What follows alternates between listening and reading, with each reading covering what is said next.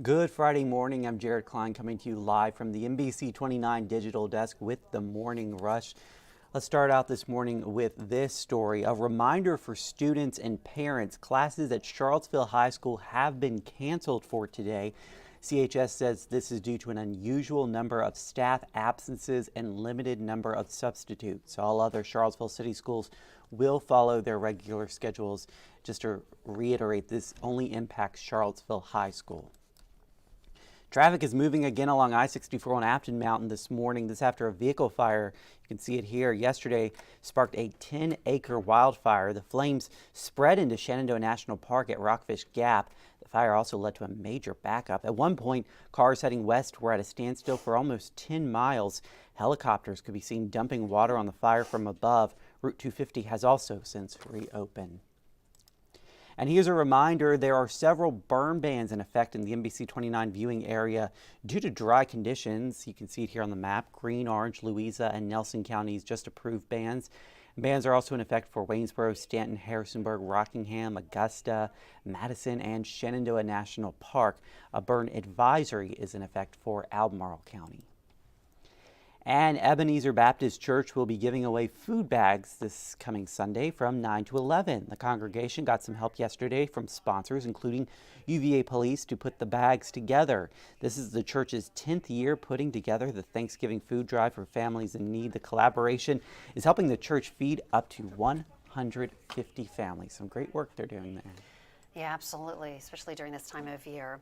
All right, so global warming, there are some new predictions by some scientists that global warming could be getting worse even faster than predicted.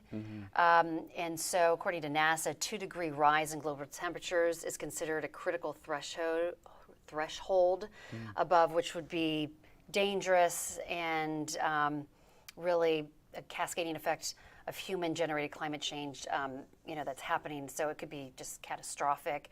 So how can we slow rising temperatures, increasing the cost of greenhouse gas emissions while developing more affordable clean energies, of course, and cooperation between the U.S. and China to develop low-cost renewable energy and conduct research and development for temporary actions to address Earth's now enormous energy imbalance.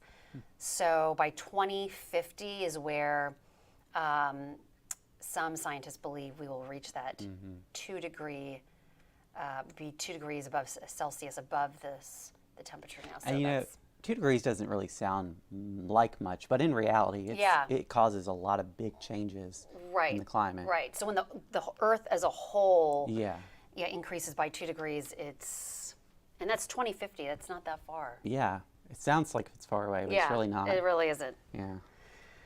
Okay.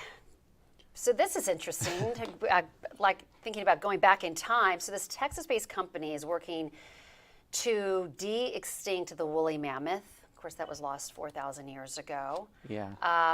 And I mean, you raise a good point earlier. Okay, so Jurassic Park taught us a good lesson. Don't mess with the past. Don't bring back these animals. Now, I don't know if the woolly mammoth would really cause that much damage and heartache, but... Right, but it's kind of like, why are we kind of messing with... Why are you messing? Exactly. Things.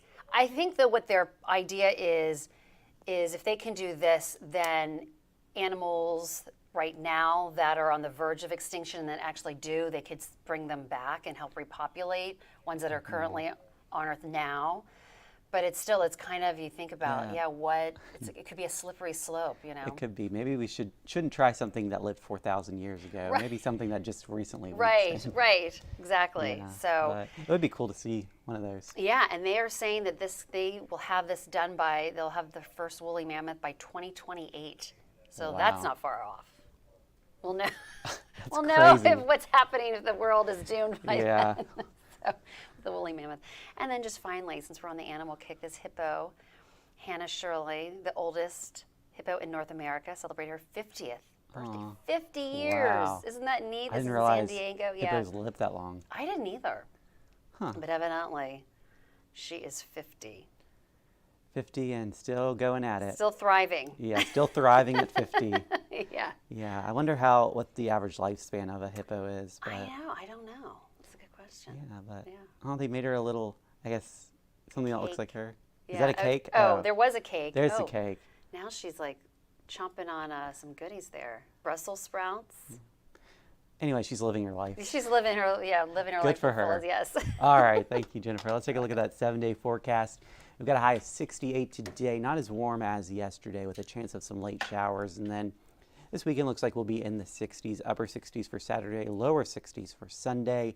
And then we'll be in the 50s for next week with a better chance of rain on Tuesday. Make sure you keep that in mind if you have any Thanksgiving travel plans coming up next week. I hope you guys have a great Friday, and we'll see you again on NBC 29 News at noon.